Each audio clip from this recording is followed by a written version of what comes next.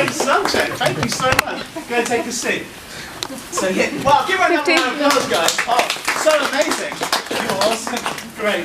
So how can you use hypnosis for motivation?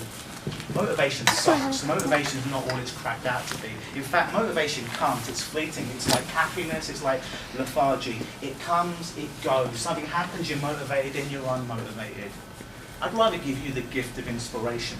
Because for me, inspiration is something that you don't need to think about all the time. It's just there. It's just like a rich background behind you that's always there. That's always fueling the fire. So even though you might want to quit your run, even though you might not want to come out that night for your run, you might not want to eat the nutrition that you need to do.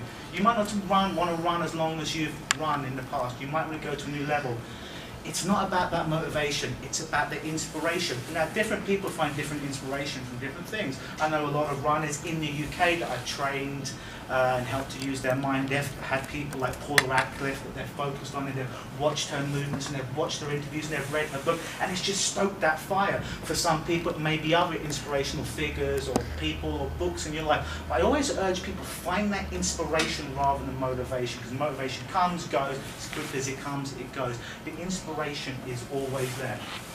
Something that I see, and I'm guilty of this, I used to do this a lot, but I don't now, is when oftentimes I see people running, and I used to do this a lot, is I'd run, I'd put my headphones on, the old iPad on. iPad's a bit too big to run with, right? It's a little bit too expensive. So I'd run with it, and I'd listen to my favourite tracks, and they would pump me up, and I'd feel good. And then one day my battery died, I forgot to charge. You ever forget to charge like your MP3 player? It's really annoying. And I'm like, sugar. I would say the S word, a little girl here. I'm like, oh sugar, I can't run today, I got no music. I used it as an excuse. Then I'm like, you know what, let's run anyways. And I ran with no music, and no one around me, not like the team you guys have got. It was the hardest frigging run I had. Every second, every minute seemed like a frigging hour. I wanted it to stop. I felt slow, lethargic, unmotivated. I'm like, man, I need that music. And I went home and I said to myself, I need to work on that, because I've got the same body that I had for yesterday for the run. The only thing's changed is I haven't got that music. I need that outside influence. And I'm like, what happens when it dies? I'm like, okay. So next time I ran, I challenged myself. I said, I'm going to run again for the whole month, but no MP3 player, no music, because I want to use this time for mindfulness. I want to use it to focus on my goals. I want to be in my body. I really want to be there, and I really want to embrace it. So when I accepted that, I would run, and again it was harder, but I'd focus on what I wanted, whether that was to lose weight, whether that's to run a marathon, whatever it was, to get better at my technique, and I was just focused over and over again. So I was really in my body. You know, oftentimes people talk about being in the now, or that flow state. That flow state, or the now state, the power of now, it's just about being present in your body at that time. It's not about worrying about what you're going to have for dinner that night.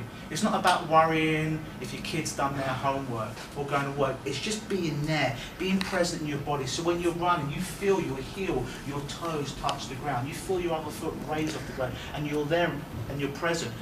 People meditate. I meditate a lot. In fact, next week I'm going to go on a course where I do 11 days of meditation, where I can't talk to anyone for 11 days, and it's 8 hours of meditation a day. It's crazy. But I figured you don't need to sit down in a lotus position to meditate. You can run and meditate, and it's a little bit different. But you can have what's the word I'm looking for? An incantation you use inside your head, an affirmation that you say over and over again that's special, that means something to you, that you can rehearse it to get yourself in a jacked up, positive state. Or you can just, again, be in that body or focus on that body. Also, sometimes what people do, and it's what I used to do, and it used to give me some of my best runs when I was frigging dying out there, is I would just focus on what I wanted to do in my life. I'd imagine that I was doing what I wanted to do, my purpose, and I'd see myself, and I'd be in my own body, in my visualization as I was running. And every step that I took, it became more vivid, more real. So when I finished that run, I was literally on fire. Not just my feet, but my energy was on fire. I had more energy at the end of the run than I did at the beginning, because I had 45 minutes to an hour of just going over and over again in my head. And this is what the best athletes do. They just rehearse things mentally over and over and over again in their head. I know, I like UFC, MMA fighting, and some of the best fighters there, like, anyone heard of GSP, George St. Pierre? He's like, yeah, you're the greatest fighter, right? He's a great fighter.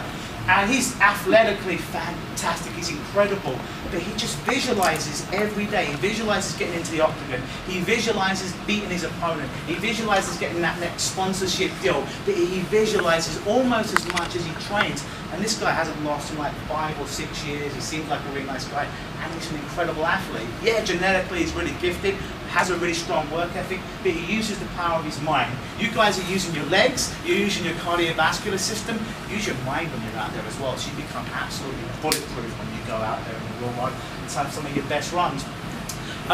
Any questions on hypnosis or anything I've said today, guys? No, you got that glazed donut look in your eyes. That's good. You're in the right trance right now. Hey, if you haven't signed in, if I get you just to sign in that sheet, what we're going to send all you guys is 10 ways to get in the zone. I'm going to send you that free of charge. It's a little report that you can use before your runs just to jack your mind up, so you really can take advantage of not just your body and workout that you're getting there, but also your mind. I'm also going to send you a $50 gift certificate for Hypnosis that you can use if we ever work together. And we've got a report, Raven will give you a report there, and it's just hypnosis and running with my card. It's some valuable information. Take one of those before you go, and there's a flyer. And unless you've got any questions, I'll be here for about 5 or 10 minutes after. Thank you so much, guys. It's been great. Give a round of applause. Give this lady a hand as well.